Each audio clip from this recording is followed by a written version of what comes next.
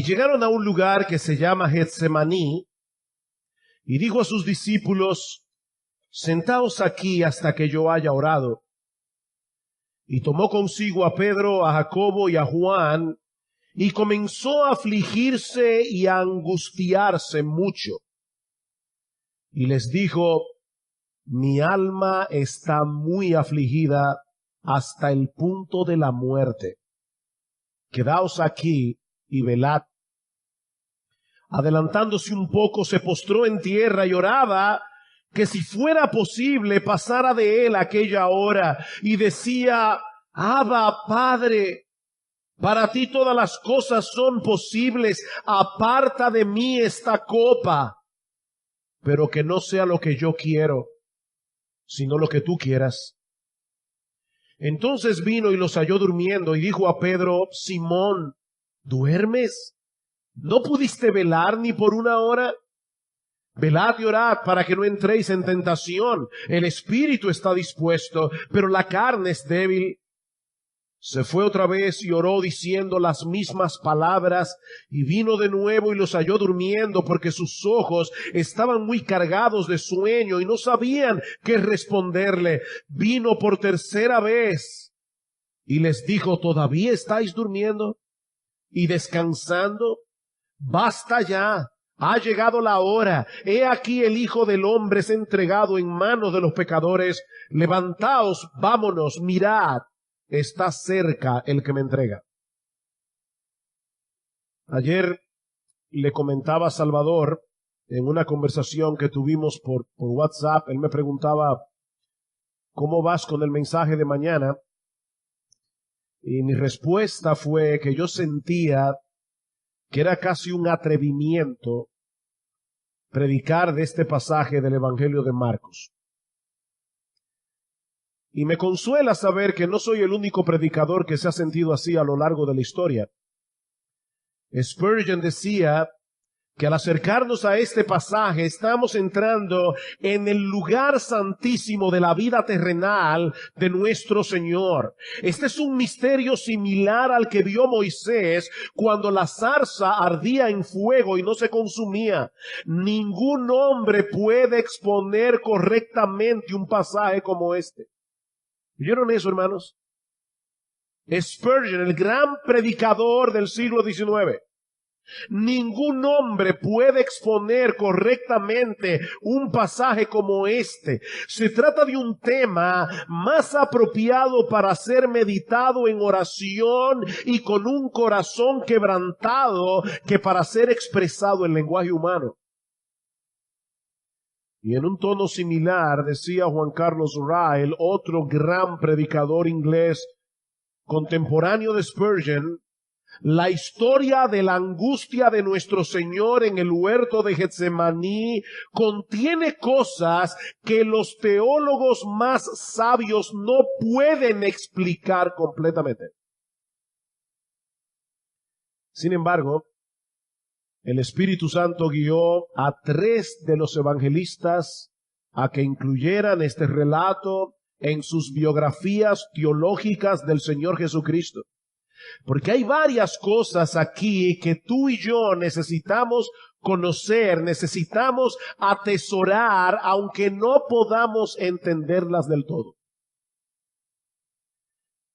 Así que no voy a pedirles que se quiten el calzado de sus pies en esta mañana.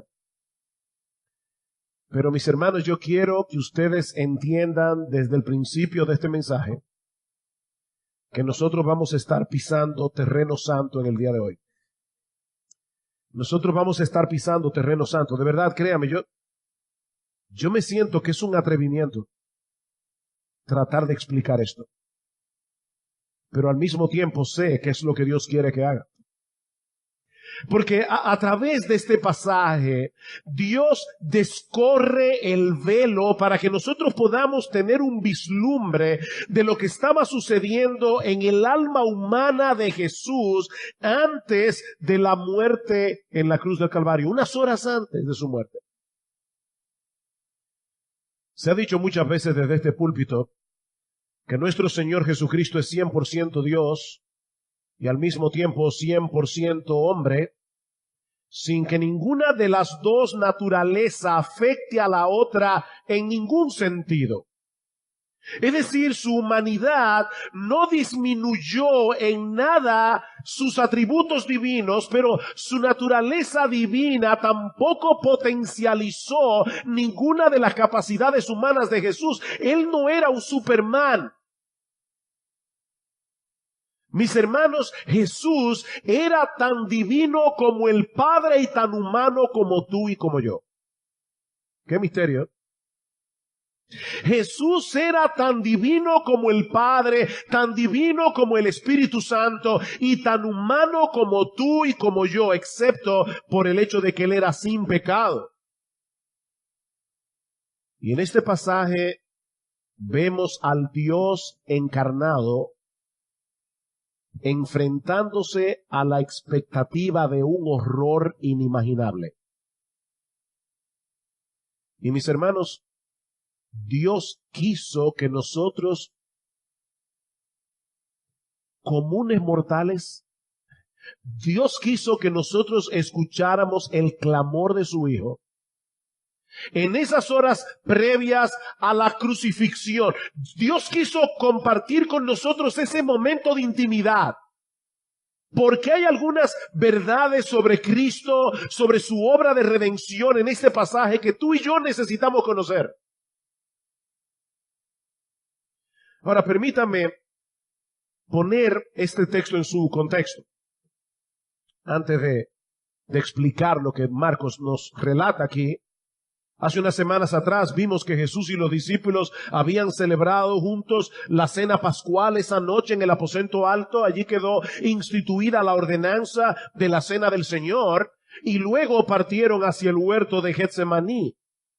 Este era probablemente un huerto privado que alguien había puesto a disposición de Jesús durante su ministerio y que él solía usar para apartarse del bullicio de la ciudad y así tener un tiempo a solas con el Señor, o para instruir de manera privada a sus discípulos. Ahora me pone a pensar, mis hermanos, que nosotros no sabemos quién era el dueño de este huerto. No sabemos, era una persona desconocida.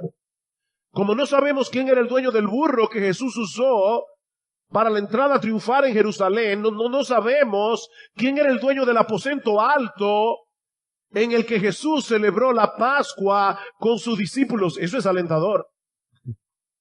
Muchas personas desconocidas, y tal vez hay algunos aquí, han servido a Jesús a lo largo de los siglos, desconocidos. Pero todos ellos serán recordados en aquel día en el que cada uno recibirá su recompensa, no por su fama, sino por lo que hicieron para él, aunque nunca nadie se haya enterado. ¡Qué bendición! Marcos nos dice en el versículo 32 que al llegar al huerto de Getsemaní, el Señor ordenó a sus discípulos que se quedaran en cierto lugar, probablemente cerca de la entrada, mientras Él se internaba más profundamente en el huerto con su círculo privado, con Pedro, Juan y Jacobo. Y yo no creo que sea simplemente porque Él necesitaba compañía, sino porque ellos necesitaban instrucción. Como líderes del grupo apostólico, ellos necesitaban instrucción, una instrucción que luego iban a traspasar al resto de los discípulos. Por otra parte, no deja de llamar la atención el hecho de que el Señor haya escogido precisamente ese lugar para derramar su corazón en oración delante de Dios, porque la palabra Getsemaní significa prensa de aceite. Allí se cultivaban y se trituraban las olivas, y allí también sería triturada el alma humana de nuestro Señor ante la perspectiva de lo que estaba a punto de ocurrir unas horas más tarde. Y eso nos lleva a la primera escena que encontramos en este pasaje y que hemos titulado una agonía desgarradora. Una agonía desgarradora. Dice en el versículo 33 que el Señor tomó consigo a Pedro, Jacobo y Juan y comenzó a afligirse y angustiarse mucho. Literalmente comenzó a llenarse de horror y de angustia. Mis hermanos, estas palabras transmiten la idea de ese tipo de horror, de terror repentino que nos abruma ante la contemplación de algo terriblemente espantoso, terriblemente doloroso. La cena pascual había concluido, pero ahora Jesús tenía que experimentar en carne propia aquello que la Pascua simbolizaba. Noten una vez más el versículo 34. Cristo le dice abiertamente a Pedro, a Juan y a Jacobo que su alma estaba muy afligida hasta el punto de la muerte. Y la palabra griega que Marcos usa aquí, perilupos, la palabra periferia, peri es algo que nos rodea. Él está hablando aquí de que estaba abrumado, estaba rodeado, aplastado por la tristeza. Era tal la angustia del Señor que su vida física estaba en peligro. Dice, es hasta el punto de la muerte. Mi cuerpo está a punto de colapsar. La tristeza me embarga de tal manera que estoy a punto de morir. Eso es lo que Jesús está diciendo a sus discípulos.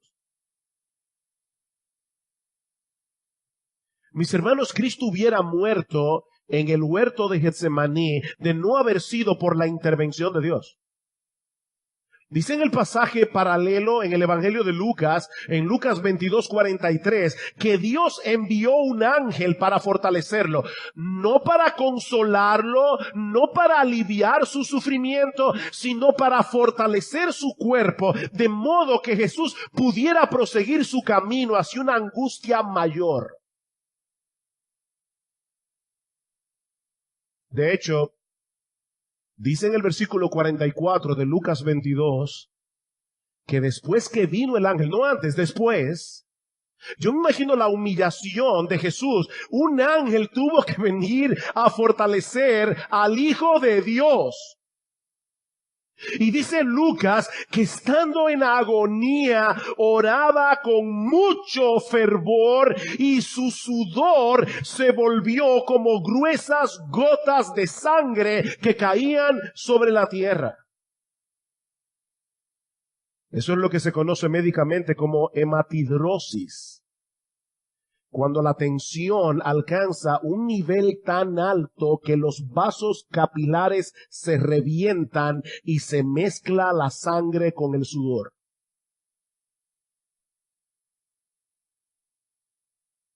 Mis hermanos, los evangelistas no ahorran palabras para que nosotros entendamos el sufrimiento de Jesús en Getsemaní. Ahora, ¿qué era lo que había llenado de terror el alma de Jesús en ese momento? Porque a través de la historia nosotros encontramos a muchos hombres y mujeres que se enfrentaron a la muerte con un coraje y una quietud extraordinarios, incluyendo muchos mártires cristianos. Pensamos en Policarpo, enfrentando la hoguera, con una quietud impresionante. Mis hermanos, ¿cómo podemos explicar que muchos de los seguidores de Jesús parecen haber enfrentado la muerte con más entereza que él? ¿Acaso eran más valientes? ¿Acaso tenían más fe? Por supuesto que no. Pero Cristo se estaba enfrentando esa noche con algo que ninguno de los suyos han enfrentado ni enfrentarán jamás. Algo que aún era completamente desconocido para el mismo Jesús. Y eso lo vemos en el contenido de su oración, lo que nos lleva a nuestro segundo encabezado, una petición suplicante. Versículo 35. Adelantándose un poco, se postró en tierra y oraba que si fuera posible pasara de él aquella hora, y decía: Abba, Padre, para ti todas las cosas son posibles. Aparta de mí esta copa, pero no sea lo que yo quiero, sino lo que tú quieras. Nosotros no sabemos con exactitud por cuánto tiempo estuvo Jesús derramando su corazón en oración delante de Dios, porque esto es una síntesis de su oración. En el versículo 37, Jesús le dice: Pedro, ¿no pudiste velar ni por una hora? Nosotros no sabemos cuánto tiempo estuvo Jesús orando, pero sí sabemos cuál fue la esencia de su petición. De ser posible, él no quería pasar por la experiencia de tener que tomarse el contenido de esa copa. En todo el Antiguo Testamento, la copa es una metáfora de la ira de Dios sobre el pecado del hombre. La ira de Dios. Dice en el Salmo 75, versículo 8, que hay un cáliz, una copa en la mano del Señor, de la cual han de beber todos los impíos de la tierra. El profeta Isaías se refiere a esa copa en Isaías 51, 22 como el cáliz de su furor. Y en Jeremías 25, 15 como la copa del vino de su furor. Sí, Dios es amor, pero también es perfectamente justo. Perfectamente justo. Y de hecho no podemos entender su amor si no entendemos su justicia. De manera, mis hermanos, que no fue la expectativa del sufrimiento físico en la cruz lo que llenó de horror y de espanto el alma humana de Jesús, sino el hecho de saber que en unas pocas horas él iba a tener que cargar con el peso de toda la ira santa de Dios sobre los suyos, toda la ira que nosotros y todos los elegidos del Cordero hemos acumulado a lo largo de los siglos. El Santo de Israel, el que nunca había experimentado en sí mismo la amargura del pecado, esto es desconocido para Jesús. El sentimiento de la culpa, el sentimiento de la vergüenza por haber transgredido la ley moral de Dios. Por primera vez en su vida, Jesús iba a experimentar el abandono de su Padre. La ruptura de esa comunión que había disfrutado con él desde siempre, al hacerse pecado y maldición por culpa tuya y por culpa mía. Al que no conoció pecado, por nosotros Dios lo hizo pecado. Por nosotros, a favor de nosotros, por causa de nosotros, Dios lo hizo pecado. Cada crimen, cada blasfemia, cada desobediencia, cada motivación o pensamiento pecaminoso de todos aquellos que él vino a salvar serían descargados sobre él en la cruz del Calvario. Mis hermanos, Cristo iba a sufrir literalmente miles de infiernos concentrados en esa cruz. El infierno que todos nosotros merecemos por nuestros pecados sufridos en un instante.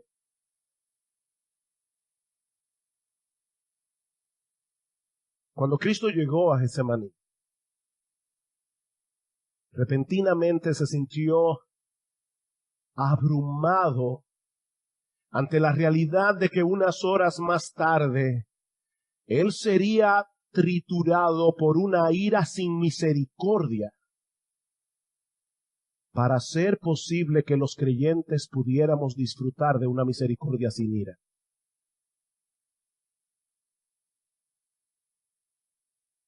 Ahora uno se pregunta, ¿acaso no sabía Jesús que esa hora iba a llegar tarde o temprano? Claro que lo sabía. Se lo había dicho a los discípulos más de una vez. Pero mis hermanos, no es lo mismo tener un conocimiento teórico de algo que va a suceder en el futuro que verse de repente en el umbral de esa experiencia. No es lo mismo. Guardando la distancia es como las mujeres que están encintas. Toda mujer embarazada sabe que dentro de 9 meses llegará el parto.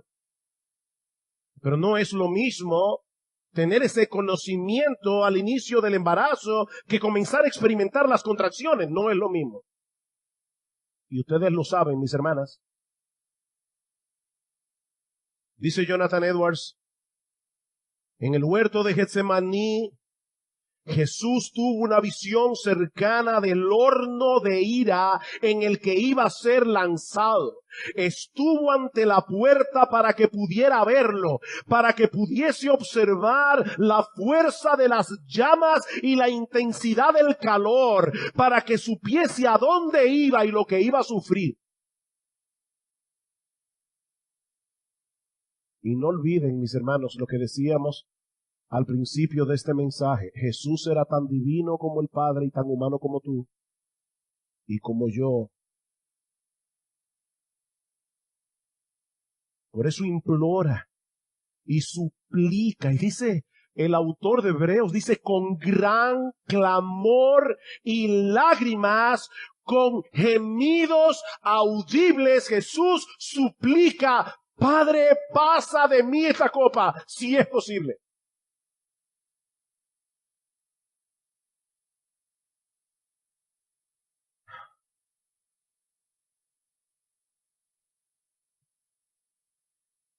Miren, mis hermanos, Jesús quiso decir lo que dijo. Esto es un misterio. Como decíamos al principio, esto es incomprensible.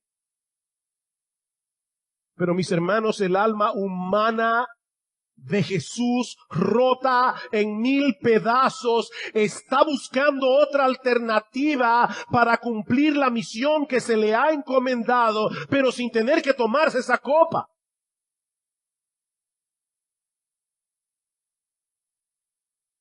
Y yo sé que muchos pueden sorprenderse al escuchar a Jesús pidiendo algo así, pero como bien señala John MacArthur, no deberíamos esperar otra cosa de alguien tan puro como él. Escuchen a MacArthur, dice, esta es la única respuesta posible de una persona santa ante la idea de tener que llevar el pecado, la culpa y el juicio. Esta es la respuesta más aceptable, más normal, más esperada. Nosotros no tenemos un odio perfecto por el pecado, pero él sí lo tiene. Todo su ser sentía repulsión ante el pensamiento de la iniquidad. Él es demasiado puro para mirar aquellas cosas que son pecaminosas. Ni siquiera puede contemplarlas, dice en Habacuc, capítulo 1, versículo 13. No es de extrañar entonces, dice MacArthur, que en ese momento él llegara casi al punto de la muerte y un ángel tuviera que venir y rescatarlo de alguna manera.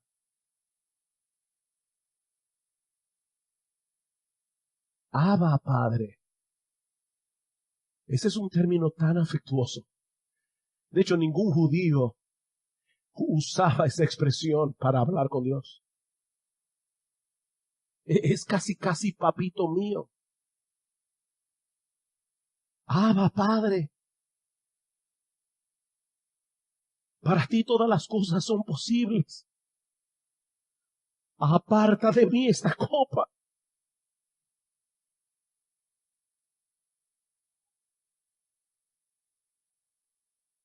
Sí, teóricamente,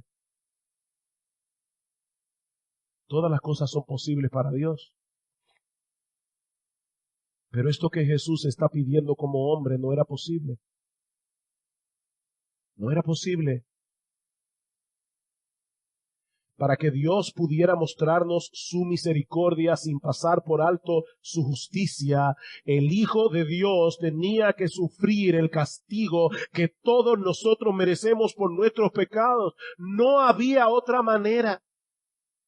Por eso alguien decía que aunque Cristo vino a predicar el Evangelio, el objetivo principal de su venida es que hubiese un Evangelio que predicar.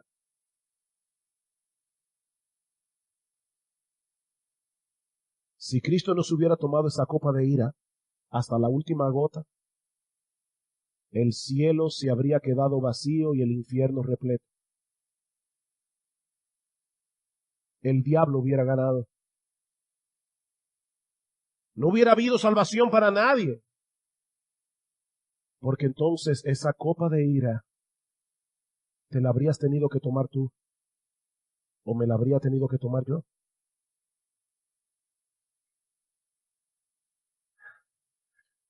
Por eso, mis hermanos, nosotros debemos estar eternamente agradecidos por el final de esta oración.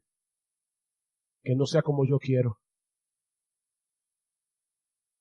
Oh Padre, si fuere posible, pasa de mí esta copa, pero que no sea como yo quiero, sino como tú.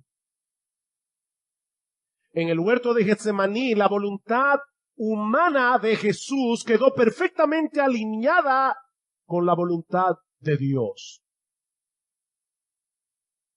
Ese fue el resultado de su oración.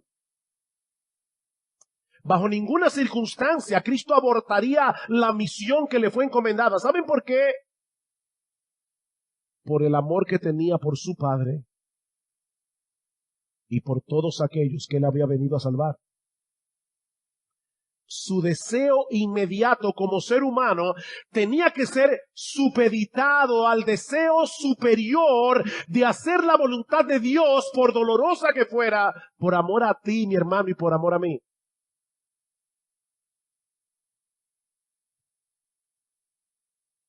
Por horrible que fuera el sufrimiento, ningún obstáculo era lo suficientemente grande como para impedirle a Jesús continuar el camino de la obediencia. Que no se haga lo que yo quiero, sino lo que quieras tú. Porque tú eres el Dios de mi confianza, a pesar de cómo yo me siento en este momento. Mis hermanos, déjenme hacerles una pregunta. ¿Respondió el Padre la oración de su Hijo? Porque en un pasaje del Evangelio de Juan, Cristo dice: Padre, tú siempre me oyes. ¿Respondió Dios el Padre la oración de Dios el Hijo? El autor de la carta a los Hebreos nos dice que sí, pero no precisamente de la forma como habríamos esperado. Vayan conmigo a Hebreos, capítulo 5. Hebreos capítulo 5.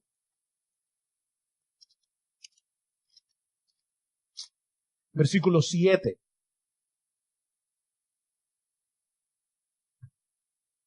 Refiriéndose a lo que sucedió en Getsemaní, dice el autor de la carta a los Hebreos: Cristo en los días de su carne, habiendo ofrecido oraciones y súplicas con gran clamor y lágrimas al que podía librarle de la muerte, fue oído a causa de su temor reverente.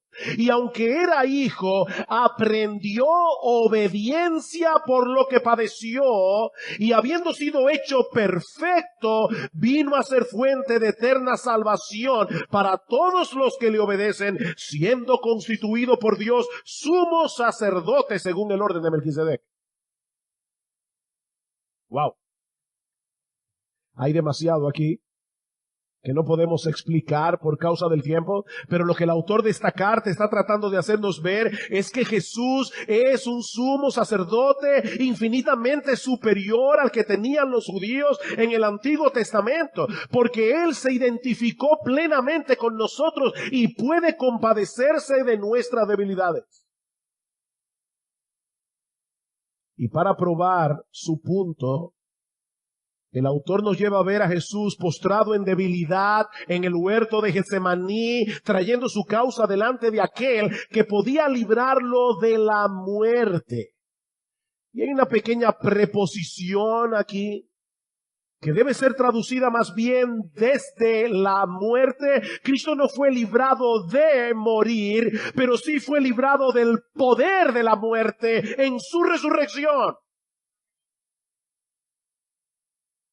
Él tuvo que tomarse la copa de la ira de Dios. Él tuvo que experimentar el infierno en nuestro lugar. Pero gloria al Señor, la muerte no pudo retenerle a causa de su perfecta santidad. Él había orado que no se hiciera su voluntad, sino la del Padre. Y la voluntad del Padre era salvar a sus elegidos por medio de la muerte de su Hijo. Así que, mis hermanos, su oración fue oída porque se hizo la voluntad de Dios, tal como Jesús había pedido. Y por causa de esa sumisión de Jesús a la voluntad del Padre, no solo tenemos a un Salvador, sino también a un sumo sacerdote que se puede compadecer de nosotros, sobre todo en aquellos momentos cuando nos encontramos en mayor debilidad. Tenemos un sumo sacerdote que nos entiende. Cuando vemos en el camino de la obediencia algo por lo que no queremos pasar, y Jesús está a nuestro lado diciéndote, hijo mío, yo pasé por ahí. Yo sé lo que es eso, yo te entiendo.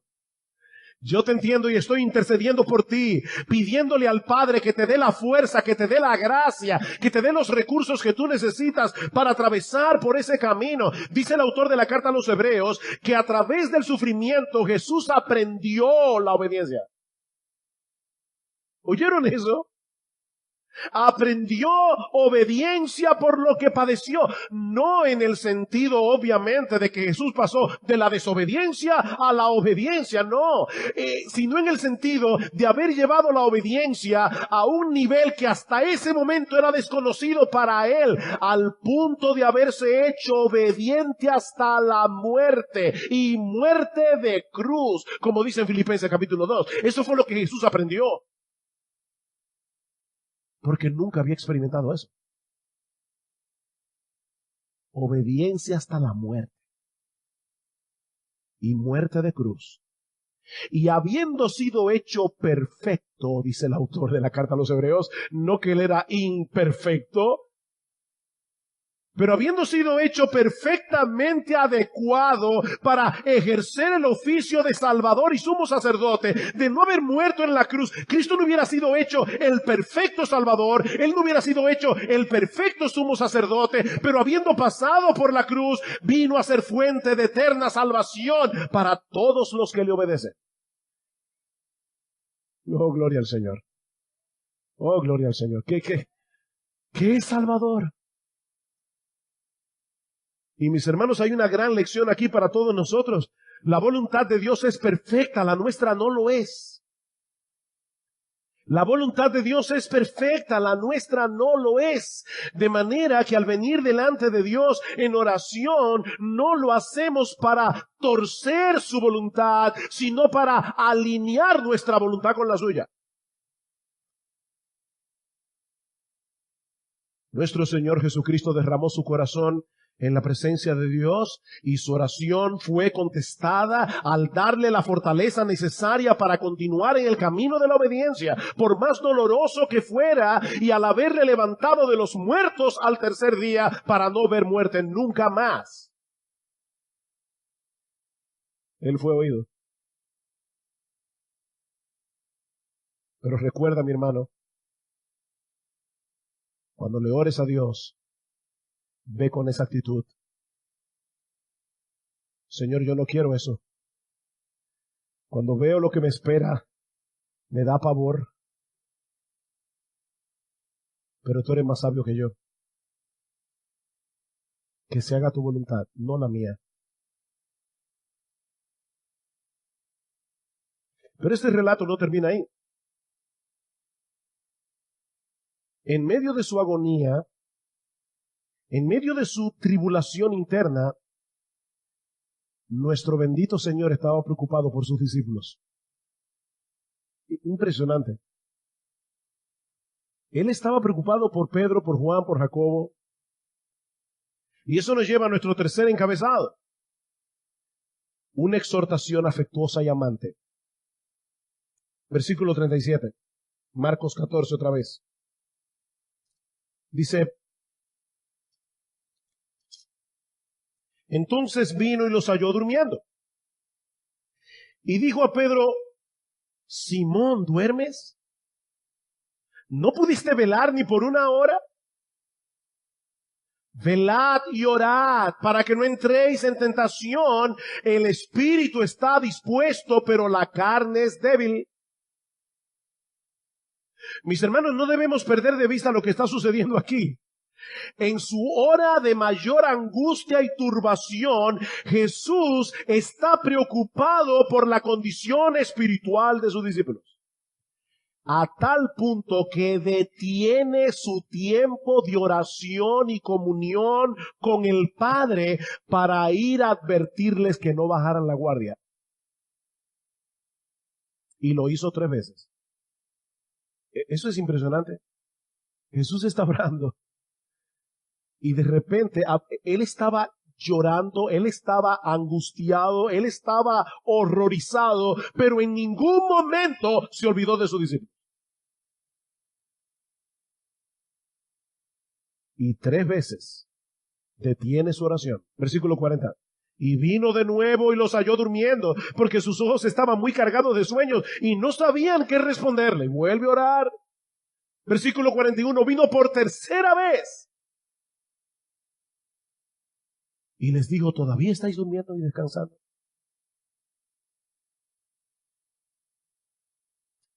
Recuerden, hermanos, que ya Cristo les había dicho en los versículos 27 al 31, que todos ellos serían probados severamente esa noche. ¿Recuerdan? Que todos ellos iban a tambalear en su fe.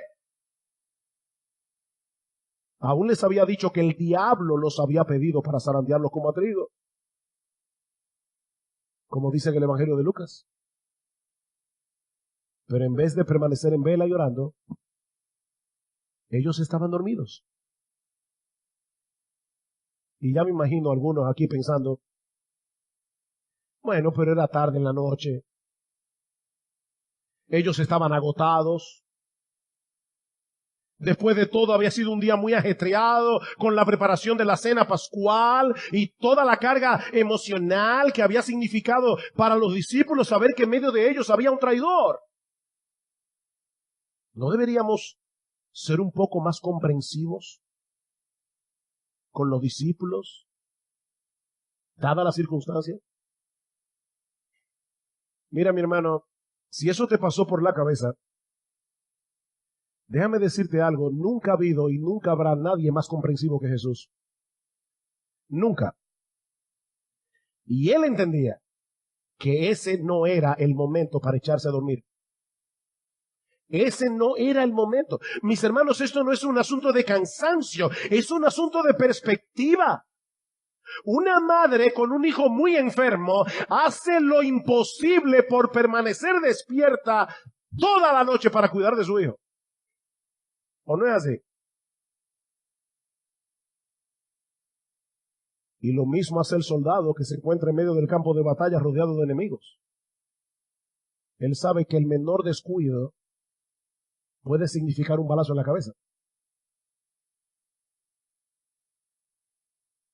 Y esa noche, de manera particular, los discípulos tenían todas las razones del mundo para permanecer en vela y oración. ¿Saben por qué no lo hicieron? El texto paralelo en el Evangelio de Lucas nos da la respuesta. Dice en Lucas 22:45 que cuando Jesús se levantó de orar, fue a los discípulos y los halló durmiendo a causa de la tristeza. Oh, no era un asunto de cansancio solamente. El problema de los discípulos es que las cosas no estaban saliendo como ellos esperaban. En vez de avanzar hacia un trono, era evidente que Jesús se encaminaba hacia la cruz. Ya ellos sabían que en medio de ellos había un traidor. Y para colmo de males, el Señor acaba de anunciarle que todos ellos lo iban a traicionar. Ese no era el final de la historia que ellos tenían en mente cuando comenzaron a seguir a Jesús. ¿Dónde está el reino? ¿Dónde está el trono? Los discípulos estaban apesadumbrados, los discípulos estaban entristecidos, Jesús también lo estaba. La diferencia es que en ese momento ellos pensaron que era una buena idea quedarse dormidos y olvidarse de todo. ¿Saben que cuando nosotros estamos dormidos, dejamos de pensar en nuestros problemas? La preocupación desaparece como por arte de magia. Pero ¿saben qué? Los problemas siguen ahí. La preocupación desaparece. Pero los problemas siguen ahí. Lo que ellos necesitaban esa noche no era tratar de escapar quedándose dormidos. Lo que ellos necesitaban era recordar que estaban en medio de un gran peligro que Jesús ya les había anunciado y mantenerse en vela y orando. Eso era lo que ellos necesitaban en ese momento. Porque esos son los medios de gracia que Dios nos ha provisto para pelear nuestras batallas. Mis hermanos, nosotros estamos en una guerra y esta es una guerra que no se pelea de pie, se pelea de rodillas. Y de paso, hermanos, yo sé que hay muchas razones por las que una persona, miembro de Iglesia Bíblica del Señor Jesucristo, no puede venir el miércoles a orar. Entiendo que hay razones, pero examina tu corazón. Porque es importante estar aquí. Y es importante orar al Señor. Necesitamos depender constantemente del Espíritu de Dios. Escucha de nuevo la palabra del versículo 38. Velad y orad para que no entréis en tentación. El Espíritu está dispuesto, pero la carne es débil. ¿Qué es lo que está diciendo Jesús? Que la buena disposición está ahí para seguir a Jesús, para hacer su voluntad. El Espíritu está dispuesto. Pero no podemos hacerlo en nuestras propias fuerzas. No podemos. Porque nuestra carne es débil. Tenemos que depender de Dios para poder pelear nuestras batallas, mis hermanos, porque nuestra carne es débil y esa dependencia se manifiesta en nuestras vidas a través de la oración. Piensen en esto, mis hermanos. Pedro, Juan y Jacobo vieron a Jesús esa noche caer a tierra, como dice Marcos, en el versículo 35. Ellos vieron a Jesús con gran clamor, con lágrimas, depositar su carga en la presencia de Dios con un espíritu de súplica y de total dependencia. Al Hijo de Dios. Ellos vieron al Hijo de Dios postrado en oración. Pero en vez de imitar a su maestro, ellos decidieron olvidarse del peligro y ponerse a dormir. El que no podía pecar está clamando en oración.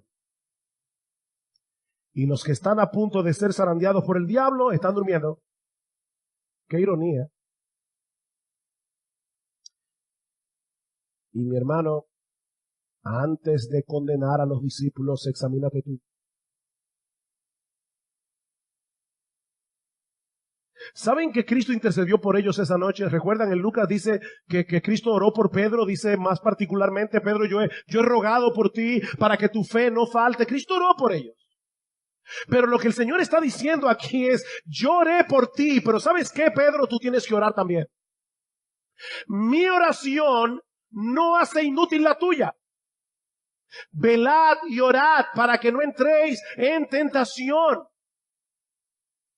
Y es lo mismo con nosotros, dice en Hebreos capítulo 7, versículo 25, que nuestro Señor puede salvar perpetuamente a los que por Él se acercan a Dios, viviendo siempre para interceder por ellos. Cristo está intercediendo constantemente a nuestro favor en la presencia del Padre. Yo no entiendo eso, pero es una realidad. Cristo está orando, intercediendo. Él es el sumo sacerdote. Él está intercediendo para que ninguno de los suyos se quede postrado permanentemente en el campo de batalla. Todos llegarán a su presencia, porque Él está orando. Pero de ninguna manera debemos dejar de velar y orar si queremos permanecer firmes en esta batalla de la fe. Velad y orad para que no entréis en tentación, porque el espíritu está dispuesto, pero la carne es débil. En otras palabras, tú y yo sabemos intelectualmente que la voluntad de Dios es infinitamente mejor que la nuestra. Lo sabemos, ¿verdad que sí? ¿O hay alguien aquí que de verdad piensa que es más sabio que Dios? Yo sé que no. Yo sé que no, nosotros teóricamente sabemos, no, Señor, tu voluntad es mejor que la mía. Si estuviéramos en un examen de teología y hay una pregunta de selección múltiple, ¿quién es el más sabio? ¿Tú? ¿La sociedad? ¿Dios? Todos sacamos 100. No, Dios es el más sabio. Pero hermanos, qué difícil es para todos nosotros, incluyéndome a mí, transitar por el camino de la obediencia cuando el otro sendero parece más fácil y más placentero. ¿O no es así? Qué difícil es. Vela y ora, mi hermano, para que no entres en tentación. Pídele a Dios cada día, pídeselo, que te libre de salirte con la tuya. Pídele eso a Dios. Pídele que te libre de hacer tu propia voluntad, en vez de hacer la suya, por más dolorosa que la suya parezca. Porque nunca encontrarás un mejor camino para ti que aquel por el que Dios te está guiando por medio de su palabra.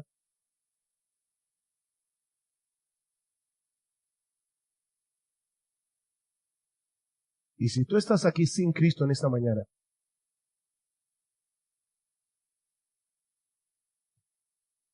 déjame compartir contigo una historia antes de concluir. Hace unos años salió publicado en una revista de National Geographic que después de un incendio en el Parque Nacional de Yellowstone, algunos guardas forestales subieron a una montaña para inspeccionar los daños. Y uno de los guardas encontró un pájaro que estaba carbonizado y petrificado, cubierto por las cenizas, acurrucado a los pies de un árbol. Y dice que desolado ante aquella imagen espeluznante, el guarda golpeó el pájaro con un palo y 3 pajaritos diminutos salieron corriendo de debajo de las alas de su madre muerta. Cuando el fuego llegó, la madre se mantuvo firme en lugar de huir, y los que estaban bajo sus alas sobrevivieron. Yo pienso que esa analogía en el contexto de este mensaje no necesita explicación. Ante la perspectiva horrorosa de tener que ser fulminado por la ira de Dios por causa de nuestros pecados, el Señor Jesucristo se mantuvo firme en el camino de la obediencia, proveyendo al pecador el único refugio seguro para el día del juicio. Mira, mi amigo, si hubiera sido posible para Dios perdonar nuestros pecados sin la muerte de Cristo en la cruz, puedes estar completamente seguro que el Padre no habría permitido que su Hijo amado pasara por esa experiencia tan abrumadoramente dolorosa. Pero no era posible. Jesucristo tenía que beberse esa copa hasta la última gota para que el Dios de toda justicia pudiera recibirnos en su presencia. Él tenía que sufrir el infierno para que nosotros no fuéramos a ese horrible lugar. Y es ese Dios, mi amigo, el que ahora te invita a responder en arrepentimiento y fe al mensaje del Evangelio, entregándote por entero a Jesucristo para vivir únicamente para Él. Existe un solo camino al Padre y no es una religión, No es una filosofía, es una persona. Es una persona que siendo Dios se hizo hombre para pagar nuestra deuda con la justicia divina,